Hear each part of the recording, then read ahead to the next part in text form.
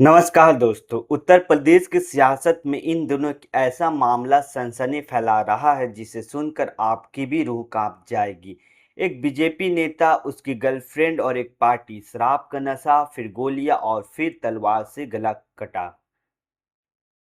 ये कोई फिल्म की कहानी नहीं बल्कि उत्तर प्रदेश की मेरठ की सच्ची घटना है, जहां बीजेपी नेता सुधारस चौहान ने अपनी गर्लफ्रेंड राखी के कहने पर पहले उसके बॉयफ्रेंड विक्रांत की हत्या की और फिर जब राखी ने उसे ब्लैकमेल करना चाहा तो उसकी भी कत्ल कर दी गई। आज इस वीडियो में हम आपको इस पूरे मामले की पूरी कहानी को बताएंगे, कैसे शुरू हुई ये साजिश, कैसे हुई हत्या और कैसे यूपी पुलिस ने इस ब्लैकमेल और डबल मर्डर केस को सुलझाया। कहानी शुरू होती है 16 अप्रैल 2026 से। मेरठ में रहने वाले विक्रांत नाम के शख्स, जो एक सरकारी कर्मचारी थे, शाम को अपने घर से निकले और फिर लापता हो गए।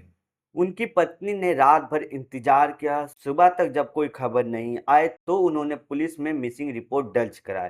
अपनी शिकायत पर उन्होंने पुलिस को बताया, मेरे पति का राखी नाम की लड़की से अफेयर है। मुझे शक है कि राखी ने ही मेरे पति को किडनैप किया है या कुछ कर दिया है।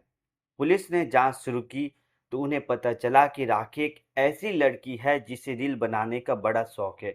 बड़े लोगों से दोस्ती करती है और लड़कों को ब्लैकमेल करने के लिए उनकी तस्वीरें भी बना लेती है। पुलिस ने राखी से पूछताछ की तो उसने बड़ी ही अकड़ से जवाब दिया, सर, रिलेशनशिप में होना कोई अपराध नहीं है। आपके पास क्या सबूत है कि विक्रांत मेरे साथ था? आप मुझसे किस आधार पर पूछताछ कर रहे हैं?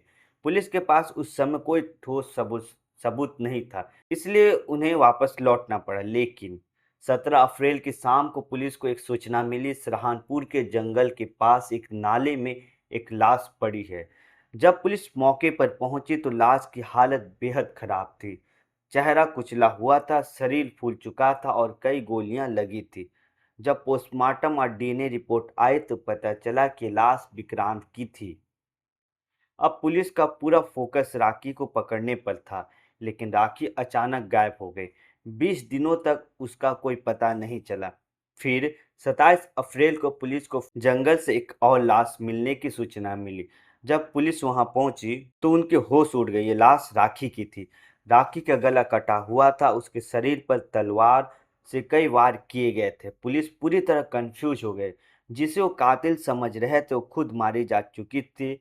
अब असली मास्टरमाइंड कौन था? पुलिस ने विक्रांत और राखी कॉल डिटेल और लोकेशन निकाली तो दोनों की लोकेशन पर दो नाम कॉमन आए, सुधारस चौहान और कपिल चौहान।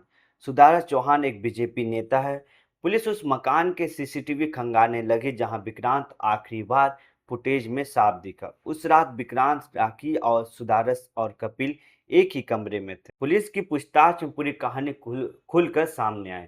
उस रात पार्टी चल रही थी, सबने शराब पी रखी थी। तभी राखी ने विक्रांत से कहा, तुम मेरठ में प्रॉपर्टी खरीद रहे हो, वो प्लॉट मुझे गिफ्ट कर दो। विक्रांत ने साफ मना कर दिया। गुस्से में राखी ने अपना पिस्तौल निकाली और विक्रांत की जांघ पर मार दी। विक्रांत खून से लथपथ जमीन पर गिर गया।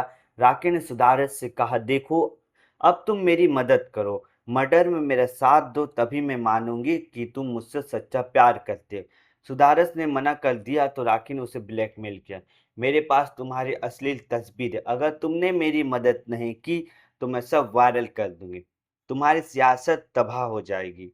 ये सुनते ही सुधारस परेशान हुई। उसने राखी के हाथ से पिस्तौलिया और विक्रांत पर ताबड़तोड़ गोलियां बरसा दी। कपिल ने भी इसमें उनका साथ दिया। तीनों ने विक्रांत की लाश को बोरी में डाला और नहर में फेंक दिया। चेहरा इस तरह कुचला कि कोई पहचान ना सका।